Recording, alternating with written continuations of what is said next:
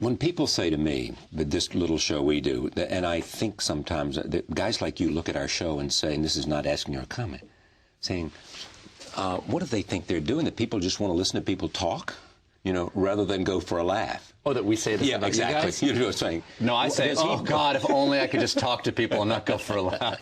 Sometimes, you know? Yeah, no, because because I would sometimes, not so much that I think that what I'm doing is harder, but that... Oh, it is harder. No, I don't know if it necessarily is, because, first of all, I'm not talking to somebody for an hour. Right. But second of all, is that sometimes I really just want my natural curiosity to run wild with a guest. Yeah, but it kills me that I can't know more about what they're talking about.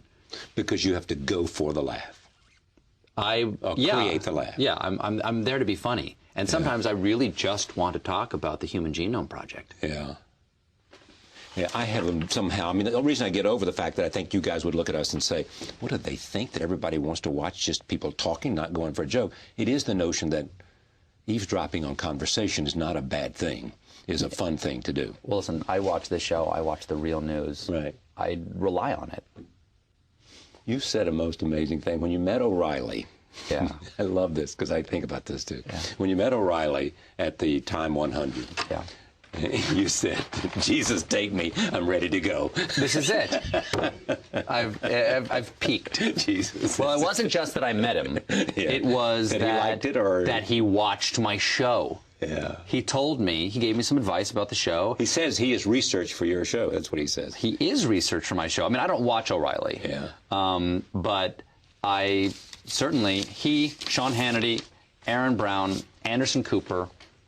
Because of the way he dresses mainly, or Anderson Cooper, he's crisp, and that's not just dress. Crisp. I could have the same suits, but I wouldn't be as bright as a new dime.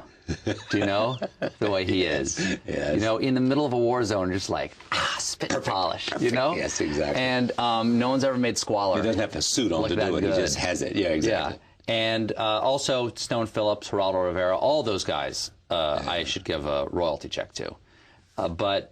O'Reilly is special. Now, what about Geraldo? What does he contribite to the character? He has a sense of mission. You really have a sense, I think, that, and I've said this before, so this might be repeating to somebody who had seen me interviewed before, but I read once that when he goes jogging in Central Park, he's like a battleship on patrol. You know? I'd love to see somebody get mugged, you know, because I'd bring the hammer down. You know, it's like, wow. And you see that in his work, you know. Right. You see that from his earlier, you know, advocacy journalism when he was a younger man. Up at the mental institution, yes. Right. Yeah. And up till now, you know, he's just with the absolute force of his justice, slowly turning the ship of destiny, just a few degrees. I hear it. So there is that same kind of mindset. Right. We're changing things. I am not, unlike Jon Stewart. Let me tell you the difference between me and Jon Stewart, Charlie. Can I do that? Yes. Can I call it Charlie? Yes, please. Good. John demurs. John says he doesn't have an impact, okay? Yeah. We don't want to be influential. I'll tell you what, I want to change the world. I change it a little bit every day. Not much, but give me the wheel. Give me the ball, God. I'll run it down the line. How can you change the world, though? By catching it in the headlights of my justice. That's good. You know what I mean? That's a good line, yeah.